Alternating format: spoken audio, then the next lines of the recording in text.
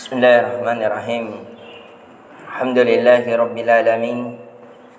Salatu wassalamu ala Rasulillah ma ba'd. Allahumma anfa'na bima 'allamtana wa 'allimna ma yanfa'una wa zidna ilman.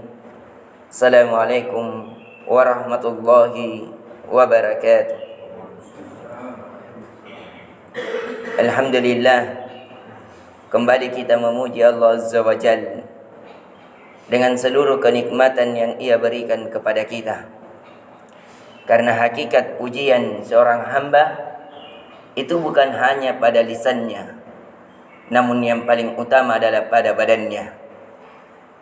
Maka dari sinilah kita bisa memahami bahwa sungguh kedustaan seorang hamba mengucapkan pada lisannya Alhamdulillah, namun ketika di waktu solat mereka tertidur.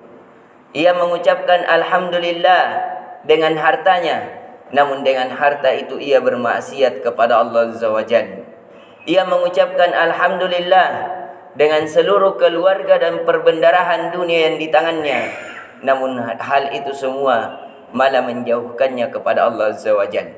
Ini kalimat Alhamdulillah yang tidak hakikat pada dirinya, yang tidak berpengaruh pada jiwa dan raganya. Maka kalimat Alhamdulillah ini hanya sebatas di bibir saja, dan ini tidak ada manfaatnya bagi seorang hamba.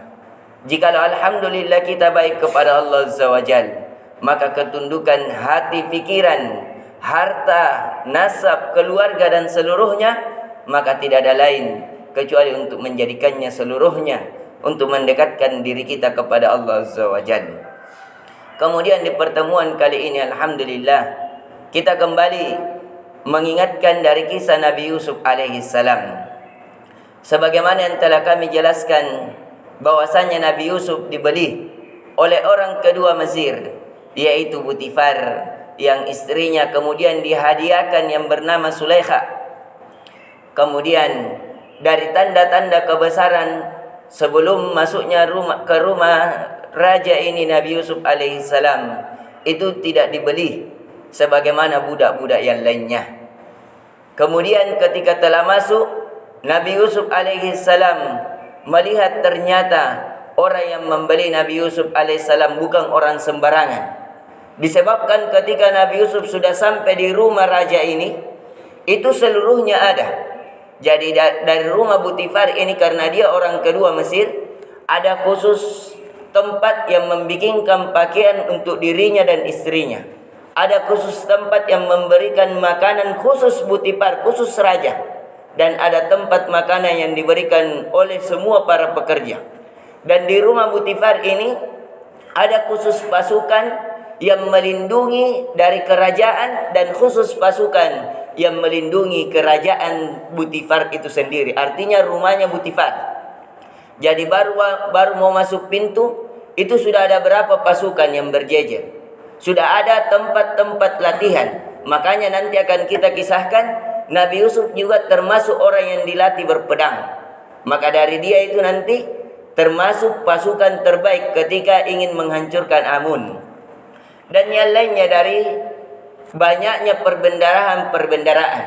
Di sini Nabi Yusuf mulai mengakui tentang mimpi yang pernah dia mimpikan, bahwa dia akan menjadi seorang yang besar dan akan sujud padanya 11 bintang dan matahari dan rembulan. Akhirnya Nabi Yusuf masuk ke rumah tersebut. Setelah masuk ke rumah tersebut, Nabi Yusuf dididik, bahkan diangkat sebagai anak oleh istri raja tersebut. Ketika Nabi Yusuf melihat semua pelayan melayani dua raja ini, yaitu Butifar dan Sulaikha, akhirnya karena Nabi Yusuf memiliki akhlak yang baik, maka dia juga meminta kepada istri raja agar dia tidak sebagaimana raja. Karena Nabi Yusuf ini dilayani, makanannya diambilkan, pakaiannya dipakaikan, seluruh kebutuhannya dipenuhi. Tapi karena Nabi Yusuf adalah nabi dari nabi-nabi Allah Azza wa Jalla, yang memiliki akhlak yang sempurna dan tinggi, akhirnya Nabi Yusuf meminta kepada raja agar dia juga sebagai pelayan raja, bukan sebagai orang yang dilayani oleh pelayan-pelayan raja. Akhirnya Nabi Yusuf alaihissalam diberikan kedudukan sebagai pelayan makanan khusus raja.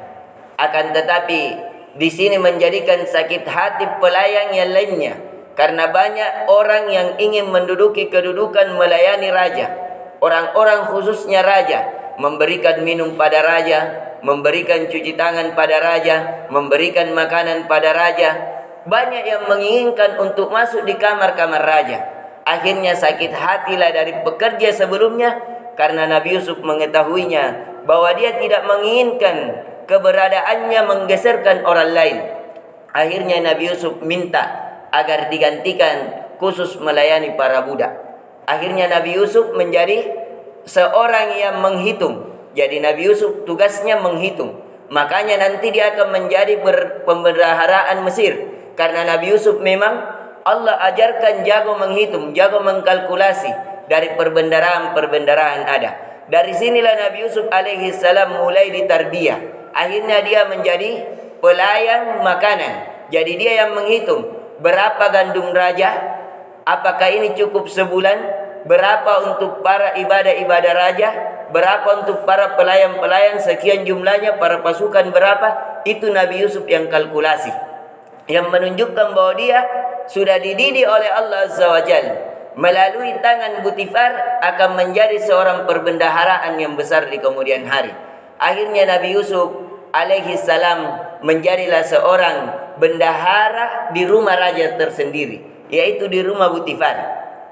Ketika sudah menjadi perbendaharaan raja, Nabi Yusuf alaihissalam terus dipuji oleh istri raja, yaitu Sulaikha. Selain daripada dipuji karena ketampanannya, karena lisannya yang bagus, karena pikirannya yang cemerlang, akhirnya Nabi Yusuf alaihissalam senantiasa dirangkul oleh istri raja, dan raja senantiasa ingin duduk bersama Nabi Yusuf.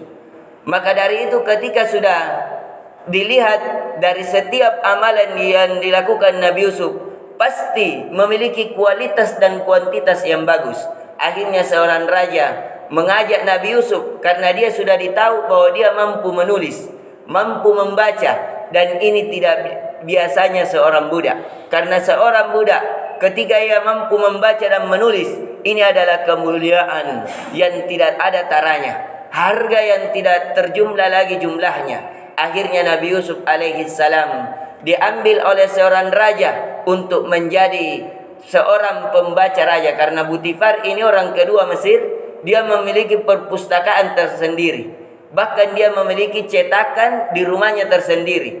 Dari pegawainya yang mencetak kertas, yang mencetak dari hal-hal yang dibutuhkan oleh raja. Akhirnya Nabi Yusuf menjadi seorang berada kedudukan yang lebih tinggi, yaitu membacakan kisah kepada raja sebelum tidurnya seorang raja.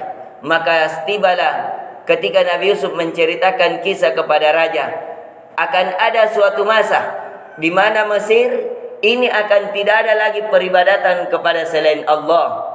Akan ada suatu masa yang rendah akan menjadi tinggi, yang tinggi akan sederajat dengan yang rendah. Akan ada suatu masa di mana manusia akan setara seluruhnya.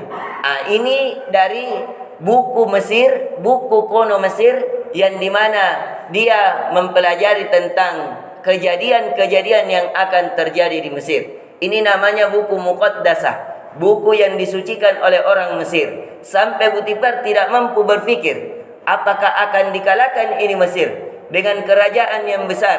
Apakah Amun ini akan hilang di Mesir? Padahal Amun sudah diibadahi 3000 tahun di kota Mesir. Langsung Nabi Yusuf mengatakan, bolehkah saya wahai raja untuk menafsirkan takwil ini? Kata raja, tidak menjadi masalah. Kata Nabi Yusuf alaihissalam, hal ini mustahil, akan tetapi tidak menjadi mustahil kalau bukan dari orang yang diturunkan dari langit untuk memberikan kesetaraan di bumi, yaitu para nabi dan para rasul. Akhirnya Butifar melihat kecemerlangan Nabi Yusuf alaihissalam. Akhirnya dia menjadi seorang pembaca kitab dan seorang yang bermusyawarah dengan Butifar. Ini yang bisa kita berikan, pelajaran yang bisa kita ambil dari pertemuan ini, bahwasanya Nabi Yusuf alaihissalam mulailah dari kemuliaan menuju kemuliaan, yang dimana dia kemuliaannya dari kecil pada saat ini umurnya Nabi Yusuf kurang lebih 12 tahun. Belum balik karena masih dikatakan gulam. Karena kalau balik nanti kalimat bahasa Arabnya syab. Dia seorang pemuda dan Nabi Yusuf alaihissalam itu dididik sampai menjadi syab. Menjadi pemuda, akhirnya nanti difitnah oleh putri dari seorang raja ini, yaitu istrinya, dan akan diajak berzina dan selainnya. Insyaallah di pertemuan selanjutnya kita akan melanjutkannya. Subhanakallahumma bihamdik, asyhadu an la ilaha illa anta, astaghfiruka wa atubu ilaik. Assalamualaikum warahmatullahi wabarakatuh.